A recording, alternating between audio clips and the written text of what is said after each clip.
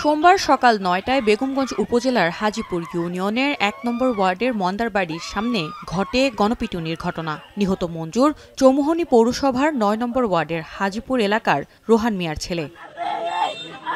দক্ষিণ হাজীপুর এলাকায় এক ব্যবসায়ীর কাছ থেকে ২০,৫০,০০০ টাকা ছিনতাইয়ের চেষ্টা হয়। খবরটি দ্রুত ছড়িয়ে পড়লে এলাকায় ছিনতাইকারী এসেছে বলে মসজিদের মাইকে ঘোষণা দেয় স্থানীয়রা। মুহূর্তেই এলাকাবাসী তাকে ছিনতাইকারী সন্দেহে গণপিটুনি দেয়। ঘটনাস্থলেই তার মৃত্যু হয়। আমি সাধারণ করি চলেন দেখেন আমার খালতো ভাই একটারে অ্যাটাক করে আঘাত করছে, তারপর এখান থেকে গণদোলায় এখানে আইনজি ব্যাগে মিলে মারছে। বটতলি বাজার নিয়ে আমার এখানে আটকে রাখছে শুক্রবারে ৩টা পর্যন্ত। আমার ছাড়ে না, আমার মোবাইল নিয়ে গেছে, টাকা নিয়ে গেছে।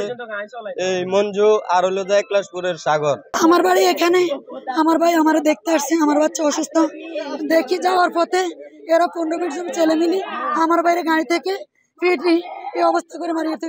বেগমগঞ্জ মডেল থানার ভারপ্রাপ্ত কর্মকর্তা জানান, মরদেহ উদ্ধার করে ময়নাতদন্তের জন্য জেনারেল হাসপাতালের মর্গে পাঠানো হয়েছে। পুলিশ বলছে, নিহত মঞ্জুরের নামে হত্যা, চাঁদাবাজি, ছিনতাই সহ ৫টি মামলা রয়েছে। 2টি গ্রেফতারি পরোয়ানা ও একাধিক অভিযোগ ছিল। এলাকায় সন্ত্রাসী, চাঁদাবাজি, মানুষকে বিরক্ত, অসন্তোষী টানা বানছে। আজকে কোন এক জায়গায় গেছিল মনে সকালবেলা গ্যালারি করতে, তারপর পাবলিক মাইকিং করে তারপর আঘাত করছে। গেল মাসেও একই এলাকায় আব্দুল কাদের নামের একজনকে কুপিয়ে ও পিটিয়ে হত্যা করে দুর্বৃত্তরা। এখন নোয়াখালী।